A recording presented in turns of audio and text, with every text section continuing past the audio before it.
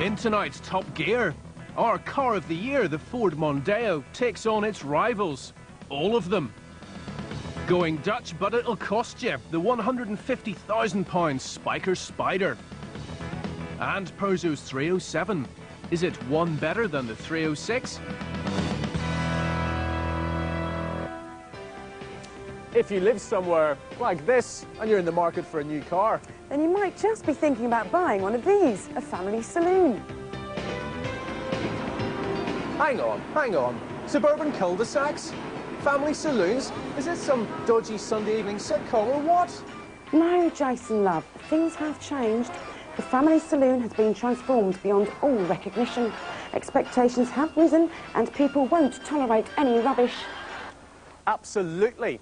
Which is why this week on Top Gear we've assembled all the latest generation high-mileage hackabouts. This is where the saucy newcomers meet the established fast lane favourites, and where you'll find out if the cars that you've never heard of deserve to stay that way.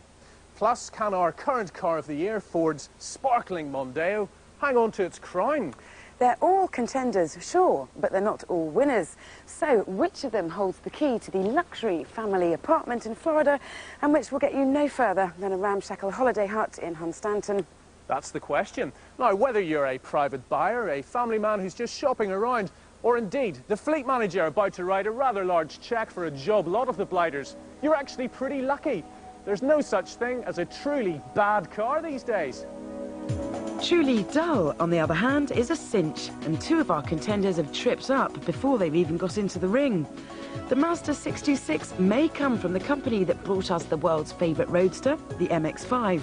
It may also be as spacious and well-equipped as its competitors in this £16,000 price bracket. But if being boring was a crime, they'd lock it up and throw away the key. Mitsubishi, meanwhile, have scored an amazing scientific breakthrough with their frugal and eco-friendly GDI petrol engine. Sadly, they've used it to power a cure for insomnia. It's funny because it's called the Charisma Elegance. And they say the Japanese have no sense of irony. Well, that's 2 down with 8 to go in our top 10.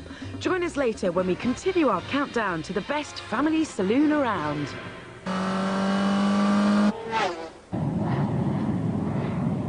Recently, I celebrated another birthday. Luckily, everything still works, and I'm pretty much down with the kids. Wicked, mate. You see, people are generally staying younger and more irresponsible for longer, and I'd like to think I'm up with the best of them. Cars, however, are strictly from the old school. Arrive on Earth, get fat, get boring, and die. All except little Peugeots. They've remained silly and youthful for many years, and if anything should more neatly match my own personal Vietnam against age, it should be this, the 307. I suppose this car has every right to be old and boring, because it's got a very big job to do when it goes on sale in June. It replaces the 306, the best-selling Peugeot ever in the UK, and competes in the most cutthroat sector in the world against the likes of the VW Golf and Ford Focus. The 306 was the youth of the hatchback market. While others embraced maturity, it was forever thinking of ways to be young and silly. As I get older, maybe I should hang up my skateboard, get an ear trumpet, and admit defeat. Peugeot faced exactly the same dilemma with this, the all-new 307. Well, there's life in the old dog yet, but the lion goes from strength to strength. You'd have better hope so. The first signs are good. For now, the XSI will top the range at 15,560, and you get alloys, CD changer and climate control as standard.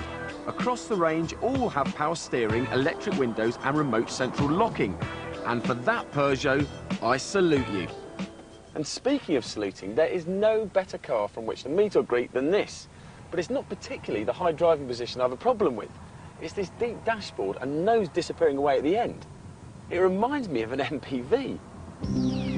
There was a time when you could tell a French car at 100 paces, but not anymore. In profile, it's not so much Gérard Depardieu as Honda, and quite why they flattered the Golf by borrowing its enormous backside is anyone's guess.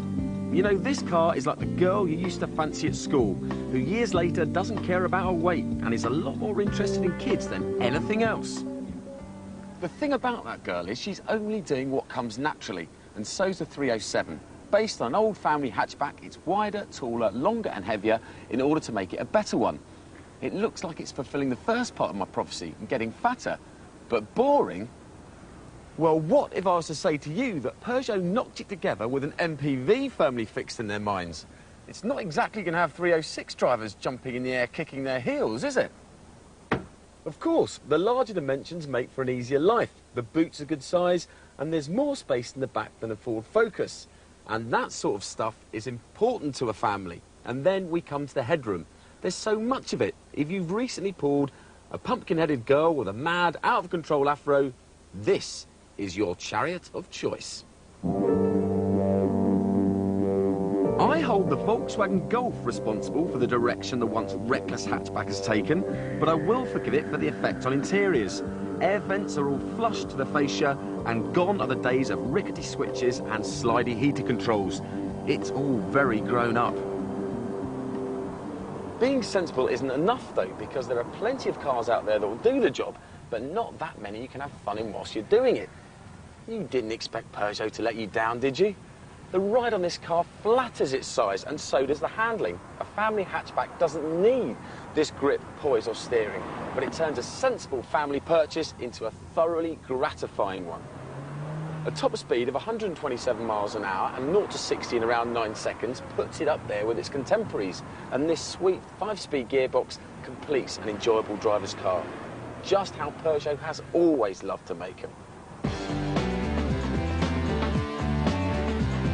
Peugeot, however, have saved their best for last, and that's because of the safety factor. No other car in its class can compete with the 6 airbags, ABS and brake assist, which are standard across the range. Not to mention the traction control that comes in this XSI. So it looks a bit odd, and every now and again wants to be an MPV. But hang on a minute, it's a spacious, well-built, practical family hatchback at the right price that offers superb safety levels. Now, would you look at that? There's me banging on about keeping the flame of youth eternal, and I start getting all sensible. I know you feel, Peugeot. It's not easy, is it? Still to come on Top Gear, a supercar from Holland. Yes, Holland, the Spyker Spider. I'm a very keen car collector, classic cars in particular, pre-war, post-war, Ferraris, Aston Martins. And when I met Martin de Bruin, my current partner, in 1997, he had already engineered a car, basically in the backyard of his parents' house. And toy cars. Well, model miniatures, actually. The Top Gear Autobiography. But before all that, round 2 of our family car shootout.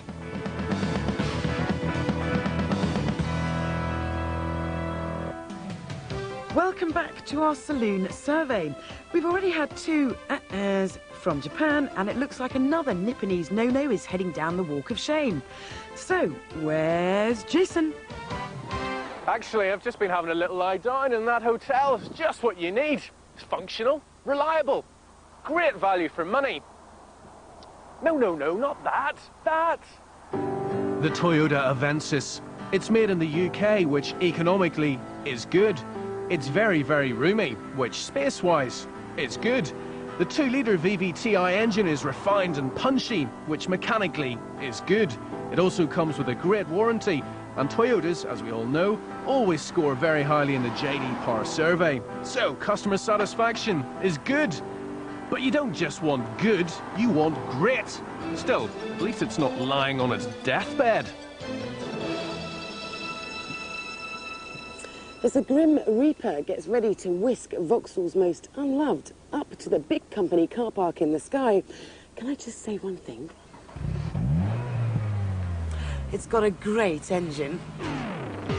The Vectra SRI's 145 brake 2.2-litre unit is almost enough to give even this knackered old warhorse a new lease of life, except that its lumpy ride, flat-footed chassis and a dull interior all drag it back down to earth again. Still, if you're the sort of person who gets all juiced over long service intervals, it could be the one for you. Me? Well, if I could just take that engine and put it in a sexy body. Ah, the Vauxhall VX220, much better. Right, now it starts to get a bit tricky. Image is always a big factor, but from here on in, it's absolutely crucial. Warranties, ample specifications, sharp handling, you want it all. Of course you do. But would you still want it if it came disguised as? The Nissan Primera. The brakes, steering, gear change, seat, engine, reliability, customer care package and equipment level are all highly tempting. But the styling, the image and the comedy moustache, on the other hand, are about as enticing as a family trip to the supermarket. Next year's Primera looks vastly better, but for now, well, the Nissan's only really good for one thing. Where to, darling? Just over there to that Peugeot, please. Of course, it isn't just the Primera. Jump into a minicab anywhere in the world from Accrington to Addis Ababa, and there's a good chance it'll be a Peugeot 406. They're as tough as old boots, extremely comfortable on long journeys, and they're good to drive with a fluid chassis and a fine ride. To be honest, there isn't much wrong with the Peugeot, except that it's feeling its age a bit now. Still pretty sassy looking though. Sassy? That's not quite the word that springs to mind when you think of the Citroën C5. Hideously ugly, those are two words that spring to mind, Vic. But luckily, you can't see the outside when you're on the inside. The C5 is arguably the most clever out of our 10-car bunch, stuffed to the gills with rain-sensing wipers, automatic lights and a multifunctional trip computer with GPS. It is relaxing to drive, and its clever suspension setup gives it a lot more body cornering control than its unconventional looks would have you believe. But it's still a bit of a blob. And the thing is, even though it's so bloated and over-bodied, it's not actually that much more roomy than some of its rivals, especially in the back. So, with 7 eliminated from the original 10, that leaves us with our top 3.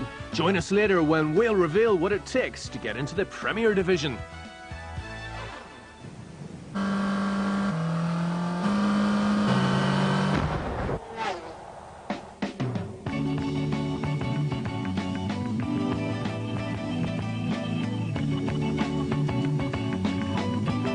I started collecting in kindergarten, and that's 1 or 2 years ago. I have approximately 5,000 model cars in my collection, ranging from die-cast, tin plate. It's like having a museum in the house, where, in miniature.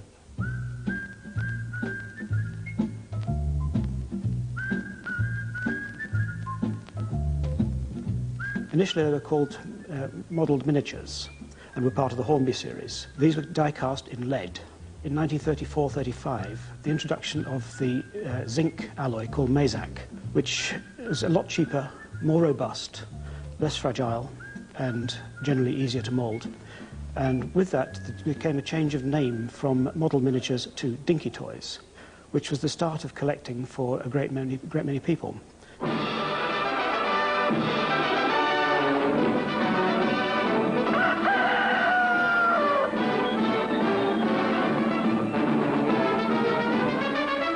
Corgi were very, very clever. They caught on very, very quickly to the TV tie-in.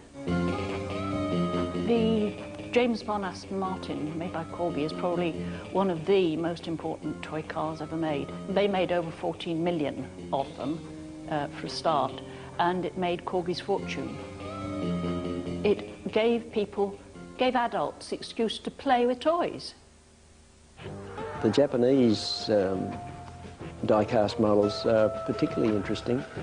They're made in the late 1950s, early 60s, and in particular there's a Hillman Minx and a Austin A50, which were cars that were produced under license by Japan, and today they're very collectible, very desirable, probably £200 to £300 each.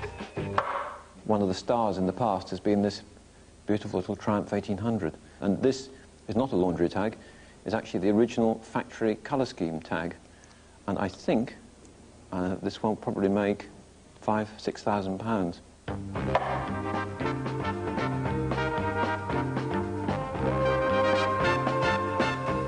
People who are now reaching, shall we say, middle age, to be on the polite side, are actually looking back to their childhood and buying back the toys that they either played with and ruined, or they never had. The 1950s and 60s were really the heyday of dinky, corgi and matchbox toys, and few children who were getting these lovely toys then would have guessed that in just a few years they're going to be extraordinarily popular and collected by people all over the world. Coming up on Top Gear, the £150,000 Spyker Spider. And the final countdown for our family cars.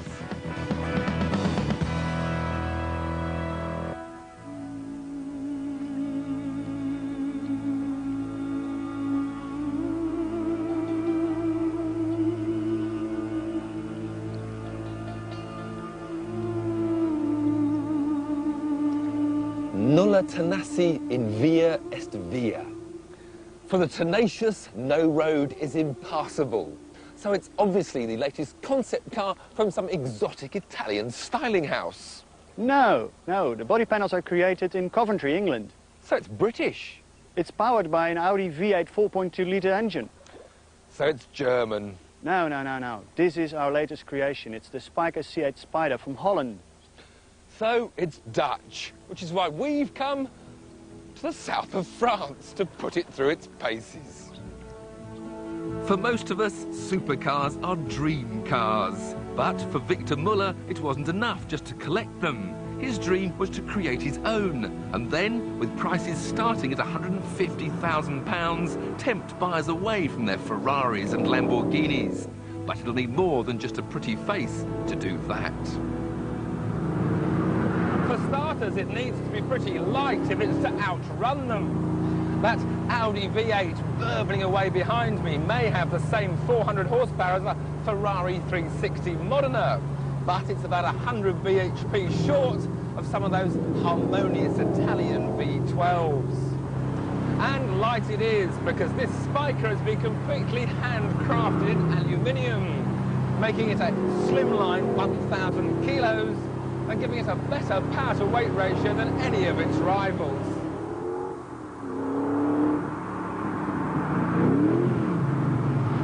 But this is not some sort of grown-up minimalist Lotus Elise. On the inside, there are Connolly-clad sports seats. Indeed, the whole interior is lined with luxury leather. There's more curvaceous aluminium ducting, a huge row of dials set in a rather glaring turned aluminium dash, and a steering wheel which puts the Spyker propeller logo right between your hands.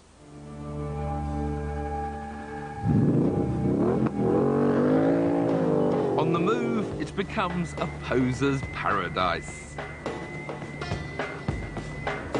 But appearances can be deceptive. There's a price to be paid for all that attention. You may look cool cruising down the front, but I'm getting roasted by hot air being drawn forward from the engine behind me. And if the weather turns nasty, there's no roof, not even any windscreen wipers. But these are all things that are yet to be sorted. You'd certainly want the air conditioning option, and power steering wouldn't go amiss when it comes to parking. And when you do need to make your exit, the Diablo-style doors allow you to do it in style. Something the Spyker has in bucket loads. With its low, squat stance and distinctive flared nostrils, the detail finish is superb. But why Spyker? Well, Spyker is a very famous name from the dawn of motoring. The first to engineer a six-cylinder four-wheel drive car, very competitive in racing, and went out of business in 1925. I'm a very keen car collector, classic cars in particular, pre-war, post-war, Ferraris, Aston Martins. And when I met Martin de Bruin, my current partner, in 1997, he had already engineered a car basically in the backyard of his parents' house. I was so caught by his wonderful engineering that we teamed up, and it took us a few years to create what you see on my right-hand side.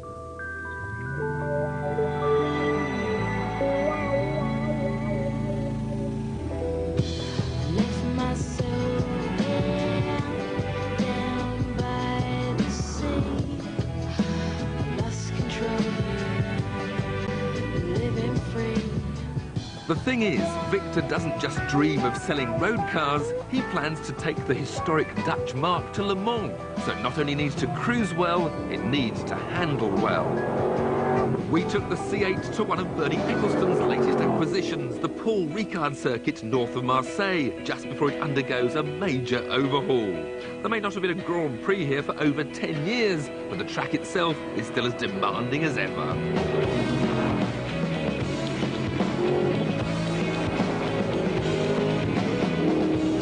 Now at this stage, I do have to point out that this is very much a development prototype.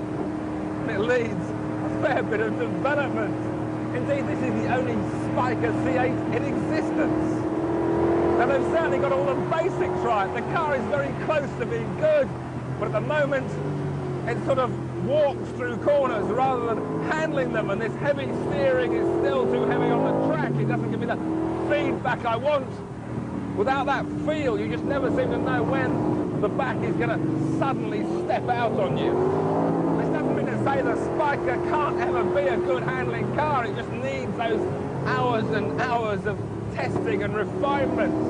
It's certainly not ready to take on Porsche and Ferrari at Le Mans just yet. But it is already a serious piece of automotive sculpture, sure to attract rich car connoisseurs the world over. No road impassable? Well, it's certainly no Range Rover, nor is it yet a Ferrari, a Porsche or a Lamborghini. And why that propeller?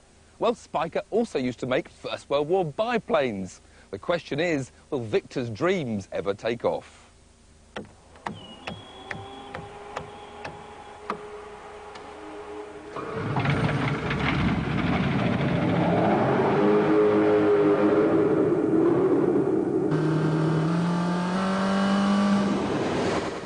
Welcome back to our 10-car family saloon shootout, where we're weeding the poor performers from the teacher's pets.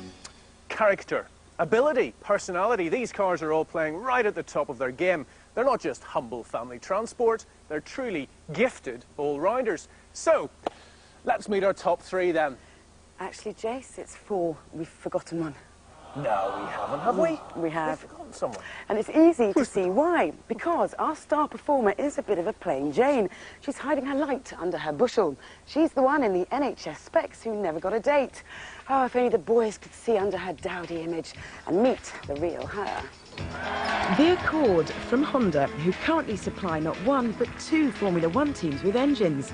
Makers of the sensational S2000 and the NSX, and yet they still have this duff image. You might think the Accord is fit only for the person whose other set of wheels come attached to a tartan shopping trolley, but you'd be wrong. This is just so complete.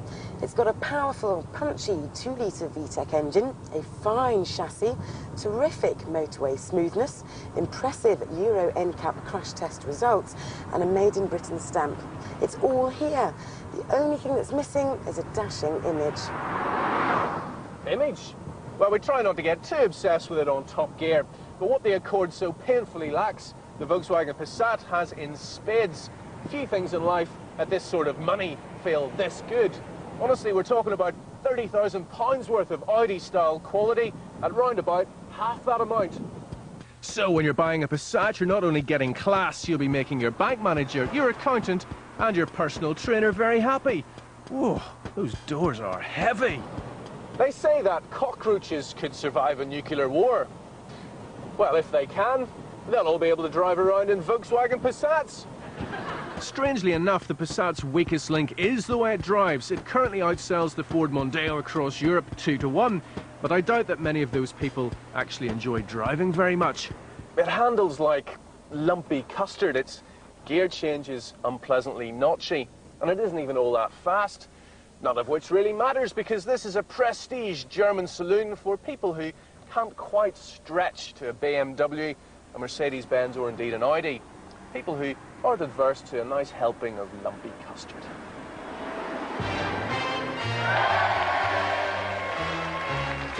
Well, pop pickers, our top 2 are much tastier.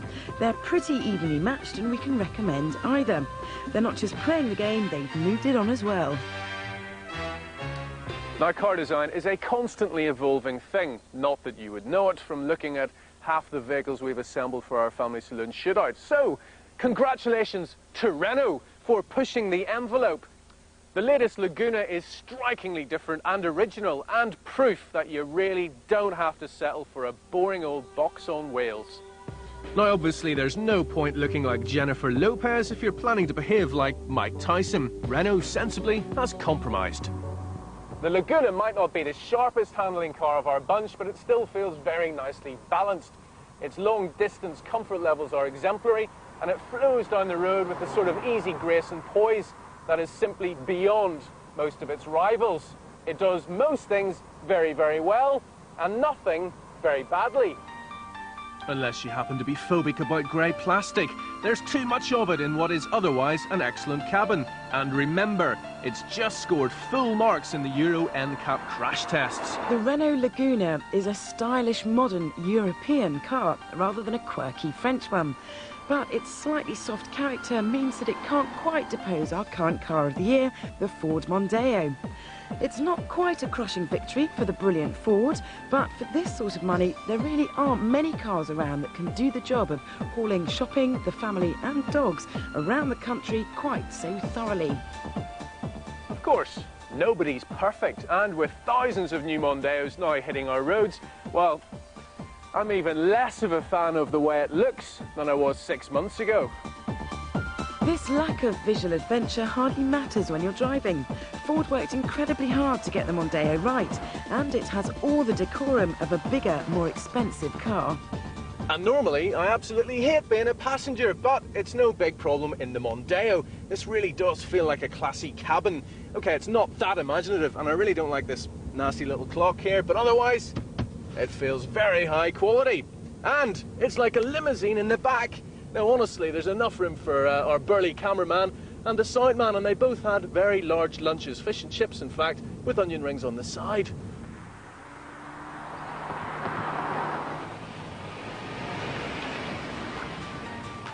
Basically, the Mondeo combines opulence with a surprisingly sporty attitude. Then, when you chuck in all the traditional Ford virtues... The dealer in almost every corner, cheaper insurance, servicing that's not a complete rip-off, and... well, you're left with a pretty convincing winner.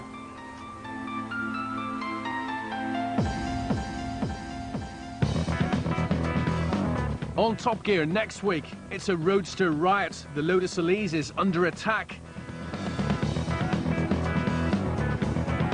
The Mercedes A-Class is longer, but is it stronger? And the Mini Cooper, our guide to buying a slice of history.